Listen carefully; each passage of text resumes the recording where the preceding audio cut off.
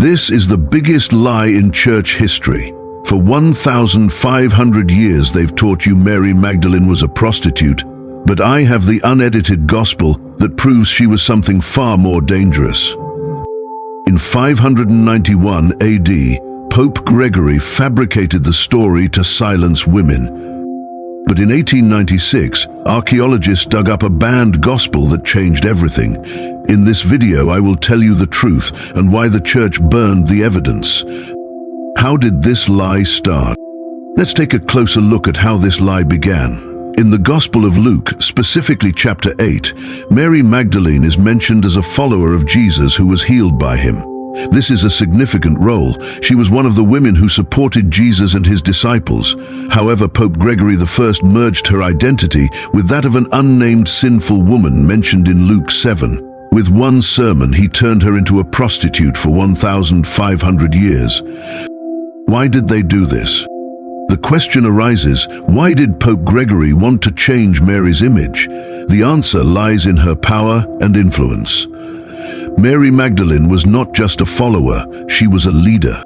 The Gospel of Mary, discovered in Egypt in 1896, describes her as Jesus' closest disciple. She received secret teachings that the male apostles did not understand. This knowledge threatened the all-male priesthood of the Vatican, which is why they needed to silence her. They erased her from the narrative, but the evidence survived. This is where the Gospel of Mary comes into play. Written around 120 AD, it contains conversations between Mary and the apostles. In this gospel, Peter questions Mary, asking, "Did Jesus really speak privately with a woman?"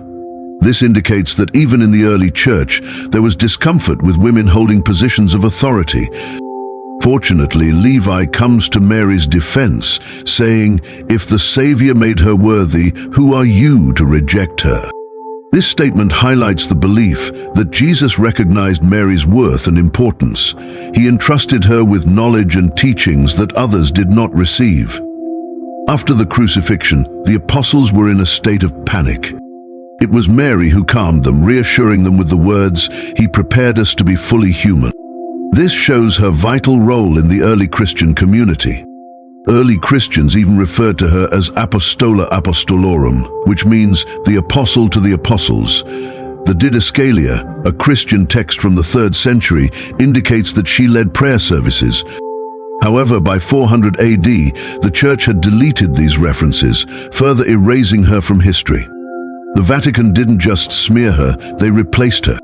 In every Easter story, Mary is depicted as the first person to witness the resurrection.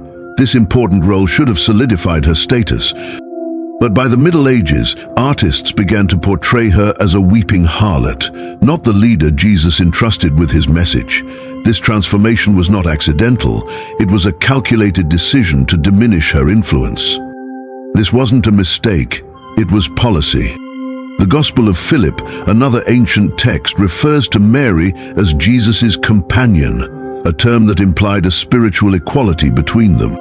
The Church couldn't allow this perception to exist, so they turned her into a cautionary tale, warning against the power and leadership of women. This isn't just ancient history. Today, many churches still use Mary's fabricated story to silence women. Her image as a prostitute continues to overshadow her true legacy as a leader, teacher, and disciple.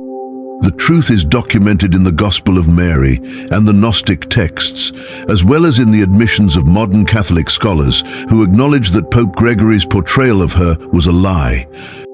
The Gnostic Gospels, which include the Gospel of Mary, provide a different perspective on early Christianity. They emphasize personal spiritual knowledge over the hierarchical structures that developed in the Church. Mary Magdalene is often portrayed as a key figure in these texts, representing the voice of women in early Christianity. These writings were deemed heretical by the Orthodox Church, leading to their suppression. Understanding Mary Magdalene's true role allows us to see the broader picture of women in early Christianity. Women were not just passive followers, they played crucial roles in the spread of Jesus' teachings. They hosted gatherings, shared messages, and even led communities. The Church's efforts to suppress these truths highlight the ongoing struggle for gender equality within religious contexts. The continued silence of women in many religious institutions today echoes the past. By promoting a distorted view of figures like Mary Magdalene, the Church reinforces the idea that women are less deserving of leadership roles. This is a legacy that still affects women in churches around the world. However, the recovery of Mary Magdalene's story is gaining momentum.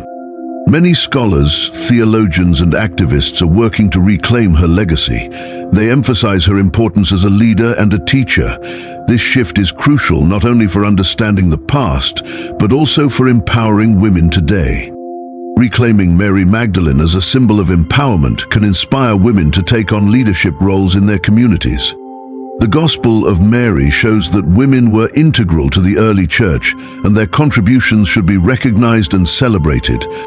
By acknowledging her true story, we can challenge the narratives that have silenced women for centuries. The story of Mary Magdalene is one of resilience and strength. The Church's efforts to portray her as a prostitute were not just a smear campaign.